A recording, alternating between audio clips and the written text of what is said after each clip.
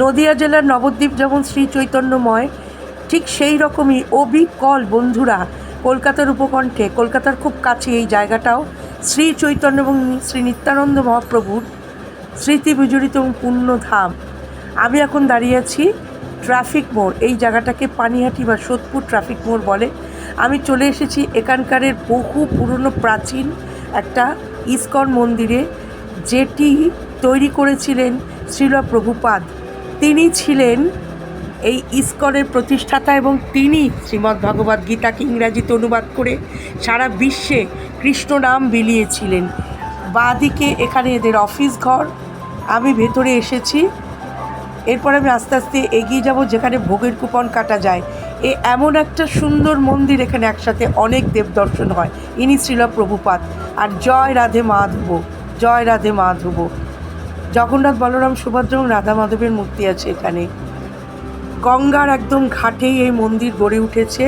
পরবর্তীকালে চারুচন্দ্র স্বামী এই মন্দির পুনর্নির্মাণ করেন। দেখো কত কাঁঠাল হয়ে রয়েছে। এই ঘাট এদের নিজস্ব।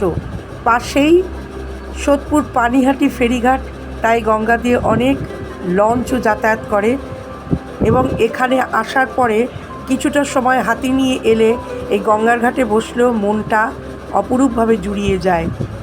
এখানে দুটো শিব মন্দির আছে। এই অপূর্ব জ্যোতির্লিঙ্গ বন্ধুরা তোমরা দর্শন করো।